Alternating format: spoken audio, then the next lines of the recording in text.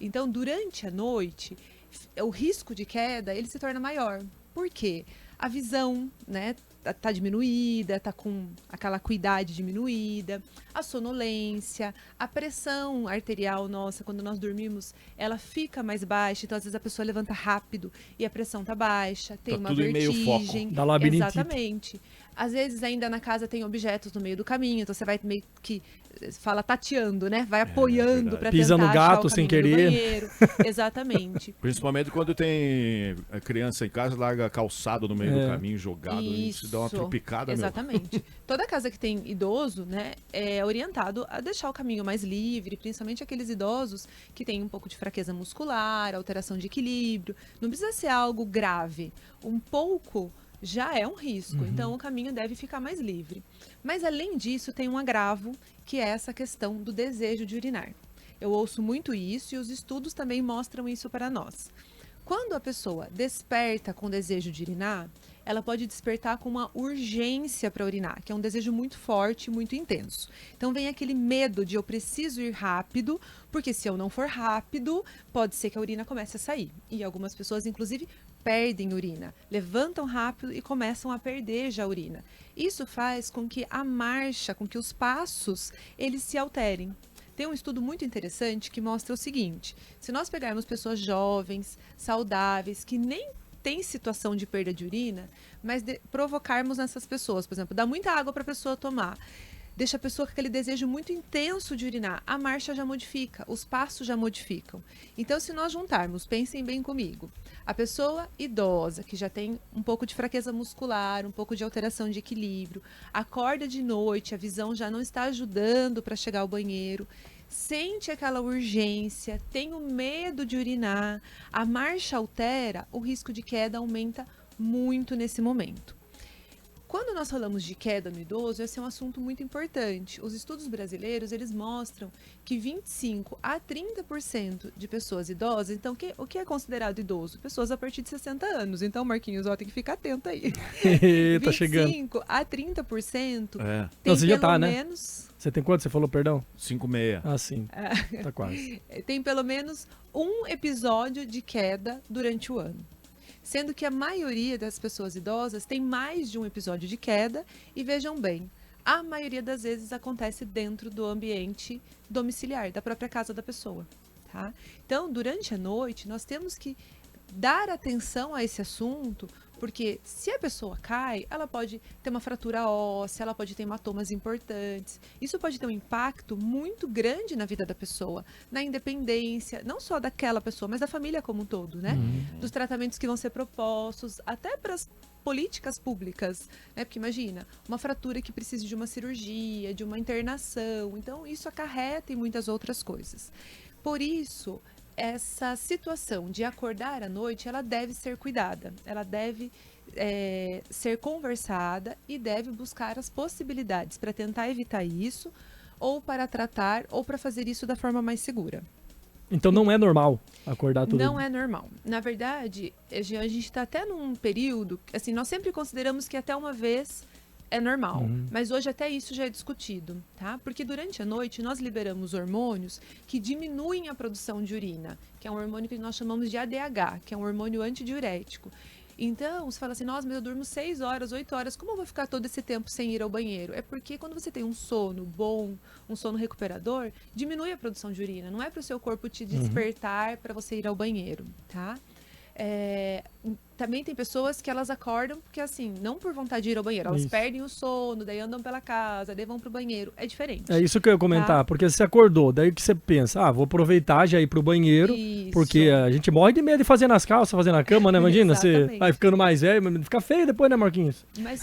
Eu noto, às vezes, quando vou, né, à noite assim, eu já aproveito tomar água, cara. Isso, Aí então. se toma água, já pode ser que já vai... desperte. Daí você já ativou, é verdade. Exatamente. Você vai dar um estímulo que não deveria estar sendo dado ali durante a noite. Eu acordei também, desculpa intrometer, Imagina, mas muitas vezes falar. eu acordei porque eu tava sonhando que eu tava no banheiro. Isso Daí acontece. eu acho que o cérebro manda um sinal, acorda, senão o banheiro realmente vai virar realidade. A cama, né? Porque tem muita gente que relata isso, que eles sonham Exatamente. que tá fazendo xixi no sonho e quando acorda tá molhado. E isso, muitas vezes, Jean, é porque assim, o sono ele tá ali, não está tão profundo, não tá numa etapa tão boa e a bexiga tá cheia. Então, é meio que já é um sinal mesmo. Exatamente, né? Te levando para aquele assunto. Mas assim, por que a bexiga fica tão cheia? Então, as orientações, porque vejam, eu estou dizendo, é perigoso, né? Não estou aqui fazendo um terrorismo, mas é perigoso ficar levantando à noite nessas condições, principalmente as pessoas idosas, né? Talvez para você o risco seja muito baixo, mas para uma pessoa idosa, imagina, cai durante a noite. Tenho certeza que os ouvintes que estão aqui nos acompanhando já tiveram alguma situação, já ouviram uma pessoa que levantou durante a noite e caiu. Né? Porque muitas vezes os pacientes falam, eu levantei, sentei na cama e pá, fui pro chão, né? Nem percebi, nem entendi como que eu fui rapidamente pro chão, né? Como que eu tive aquela queda. Então isso é muito perigoso. O que nós orientamos então? Toda pessoa que acorda durante a noite com desejo de urinar, a princípio nós falamos, tira todos os líquidos 2 horas antes de dormir. Retira. Laís, mas não dá, eu tenho que tomar um remedinho que é bem antes de dormir, tal. Então, a gente negocia aquele golinho de água pro remédio. Mas tira o líquido antes de dormir. E não toma durante a noite. Então, assim, não leva a garrafinha pro lado da cama, não leva copo de água pro lado da cama. Se acordar durante a noite, tenta não ingerir líquido, tá? Não, né, para ir policiando o corpo que não é momento de urinar. Então, esse é o primeiro ponto. Evitar ao final do dia, né, ou mesmo durante a noite, líquidos como café, refrigerante, chá, que são líquidos estimulantes. Senão, o que acontece muitas vezes é assim, não tomei água o dia todo. Chega à noite, tô morrendo de sede, daí toma muita água.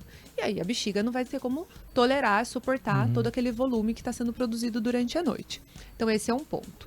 Outro ponto é que muitas vezes o corpo ele vai se habituando com o horário, como você me falou, Gia, 2 horas, olha no relógio 2 horas. Então, o que nós orientamos, e às vezes o paciente precisa de ajuda, assim, terapêutica para isso. Mas o que eu sempre oriento? Acordou? Nossa, é aquele horário que sempre me chama. Vou tentar distrair os pensamentos, vou tentar, sei lá, pensar em alguma coisa boa, fazer uma oração, ou mesmo fazer a contração da musculatura do assoalho pélvico. Então, eu oriento que os pacientes façam a contração rapidamente, que é aquele movimento, como se fosse segurar a urina, como se fosse segurar os gases. Então, é um movimento da musculatura da pelve no sentido de fechar, como se fosse uma válvula. Então, faz o movimento, solta, faz o movimento, solta. Eu falo, o paciente vai fazendo, até cansar. E muitas vezes, esse ato vai ajudar com que a bexiga relaxe para caber mais urina e a pessoa volte a dormir. Tá? Então, nem todo mundo consegue fazer isso sem um tratamento, sem a fisioterapia, mas é uma orientação para o paciente. E esse movimento pode ser feito a qualquer horário do dia, sempre que a pessoa se lembrar? Pode ser feito. Existe casos em que nós precisamos direcionar um pouco mais, mas, Marquinhos, essa orientação que eu tô dando é naquele momento de urgência para urinar, sabe? Então, vamos imaginar uma pessoa idosa que ela acorda e fala, vai escapar minha urina. Nossa, minha bexiga tá muito cheia. Mas se eu sair correndo, posso cair. Então, eu falo, tenta primeiro contrair sua musculatura, inibir aquele desejo muito intenso, até para ir ao banheiro com mais tranquilidade, ou tenta inibir mesmo no sentido de tentar voltar a dormir.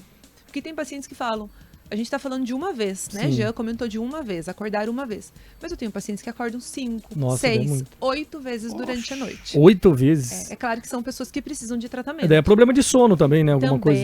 Porque uma coisa vai levando a outra, né? Uma coisa puxa a outra. E mulher tem diferença de homem também, porque o homem consegue segurar mais a urina do que a mulher, né? Exatamente. E mulheres no período pós-menopausa têm uma alteração do sono. Então, assim, tem ondas de calor, tem muita insônia e também tem uma alteração da sensibilidade da bexiga.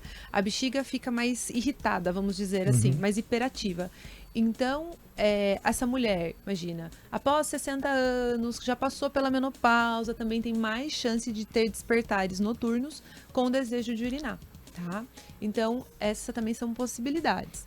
Outra coisa, se você que está nos ouvindo, né, tem medo de perder ou já acordou durante a noite e perdeu, porque isso é muito chato. A pessoa fala, nossa, eu acordei, estava a caminho do banheiro, molhou o pijama, tive que passar uma água no corpo, tive que trocar de pijama, pronto, o sono já acabou, né? Porque já passou um estresse, os níveis hormonais responsáveis pelo estresse, o cortisol já aumentou, você tem muita dificuldade de voltar a dormir. Então, essas pessoas precisam buscar por tratamento. A Denise Pereira falou que está com 59 anos de idade, faz tour pela casa 3 vezes à noite. Então, isso é muito importante. A Denise acho que sempre participa aqui com a gente, ela sempre né? Tá lá. Muito bom, Denise. Então, ela já pode pegar essas dicas, né, de tentar evitar o líquido. Eu não sei, Denise, se você desperta por causa da vontade de urinar ou se perde o sono e aí faz tour pela casa, que a gente ouve muito isso, né? Nossa, não consigo dormir, vou levantar, né?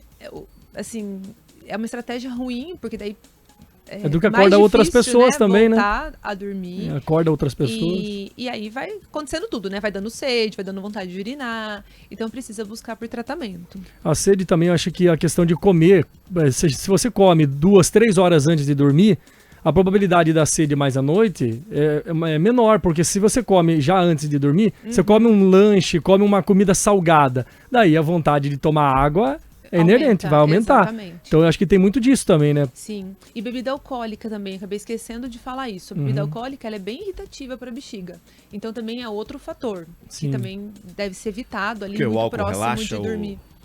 Na verdade, o álcool, ele irrita os receptores da bexiga, Marquinhos. Então, imagina, a bexiga, ela entende, essa substância aqui é bom eliminar. Né? Não é bom eu segurar no meu corpo. Então, os receptores, a hora que aquela urina tem uma concentração ali, né? Porque o álcool, ele foi filtrado pelos rins, né? As substâncias, na verdade, foram filtradas. E a hora que caem essas substâncias na bexiga, elas irritam a bexiga. Então, a bexiga ela vai fazer esse movimento daqui, né?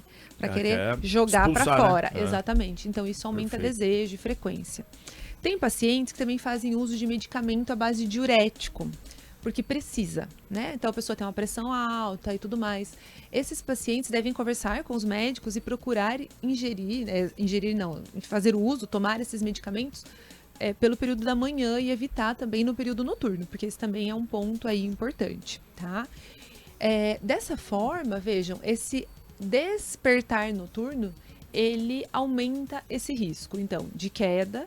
A queda aumenta o risco de fratura óssea, que aumenta o risco de uma internação, de uma imobilização, de mais perdas, né, assim, de independência, de massa muscular, de equilíbrio, de força. Então, uma coisa vai acarretando a outra. Por isso, é muito importante que, né, agora vamos fazer um jogo de palavras aqui, a gente desperte para esse assunto, né, olhe para esse assunto com bastante cuidado, tá, para que possamos, né, alertar e diminuir esse risco. Isso já é muito apontado, né, em vários estudos.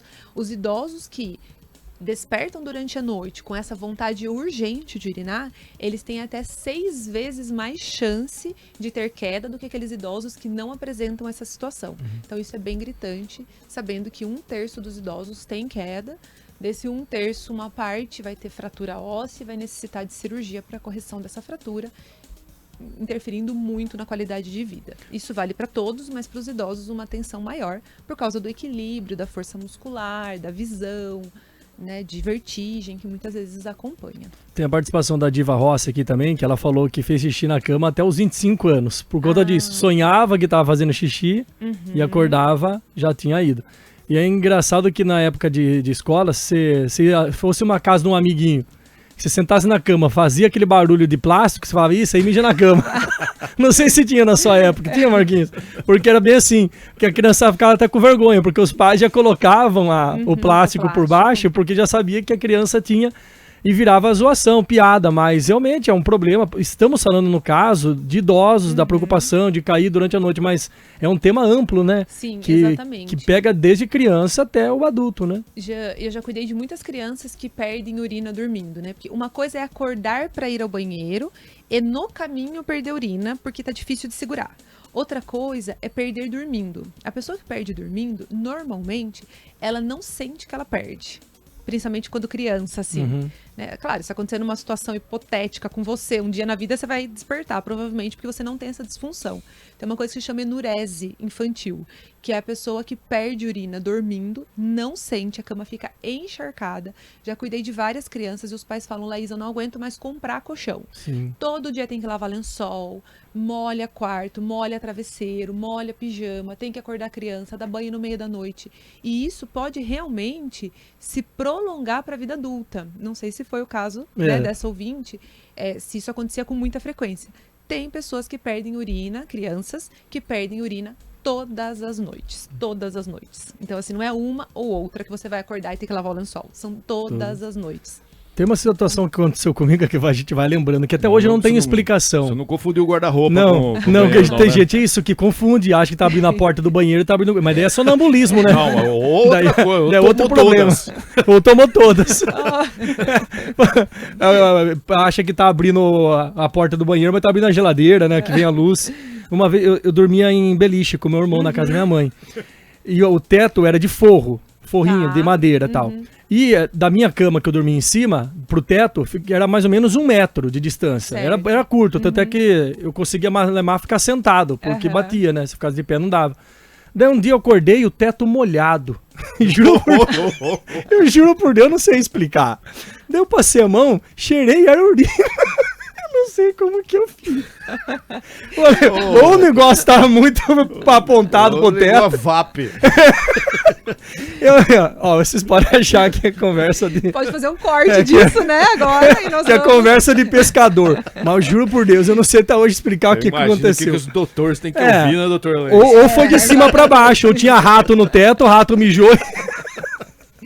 Jean, eu acho que nós vamos fazer um corte dessa fala sua e nós vamos agora viralizar com isso e ganhar bastante. Isso aí não era um beliche, era um triliche. É um enigma da infância que eu até hoje não descobri, não sei o que explicar. Olha, não sei se eu vou conseguir te ajudar também. Eu achei que ia, por isso que eu contei.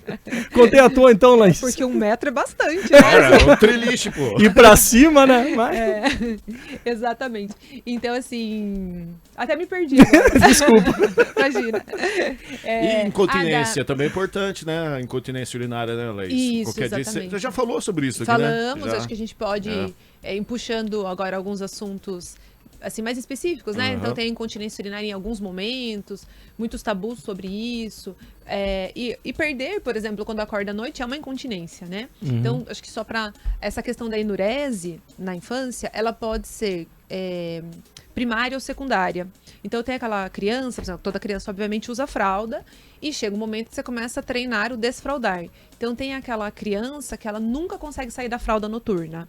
E às vezes isso se arrasta. 12 anos, 15 anos, 18 anos e a pessoa continua perdendo urina dormindo. Tem estratégias para cuidar, tem medicamento, tem fisioterapia. Então tem uma série de coisas, precisa procurar tratamento, porque realmente é assim, muito difícil de lidar com isso. Até um ponto vai e depois começa a ficar muito complicado. E existe, imagina. Tô vendo nossos ouvintes aqui. O ouvinte tá dando risada, né? E existe a secundária, que é aquela criança que saiu da fralda noturna e por algum motivo começou a perder urina de novo. Então, assim, esse assunto é sempre muito extenso e para tudo tem possibilidade. O que não pode é normalizar tudo, né? Então, assim, é normal mesmo. Uma pessoa aqui da minha casa, ou eu sou idosa, ou mesmo jovem, né? Acordo muitas vezes durante a noite. Isso não é normal. Né? Não é normal, precisa cuidar. Doutora Laís, desculpe interrompê-la. Imagina, já passamos nossa aqui, colunista, né? que exerce sua profissão na área da saúde, especializada no campo da fisioterapia aplicada, né? Tanto na saúde da mulher como do homem, né? A doutora Laís Bonaguri Perecim. Muito obrigado pela sua participação. Eu que agradeço mais uma vez. O problema que você traz nos assuntos, que a gente acaba se intrometendo também porque são interessantes. Não, mas então aí você tem que pensar, e agora? Continua levando assuntos interessantes que eles vão interromper ou leva assuntos que são desinteressantes? Não, então, vou trazer. Pode ver que a gente sempre está te interrompendo, né? Eu trago assunto, você traz a história. Combinado. Valeu, bom final de semana. Obrigada para vocês também.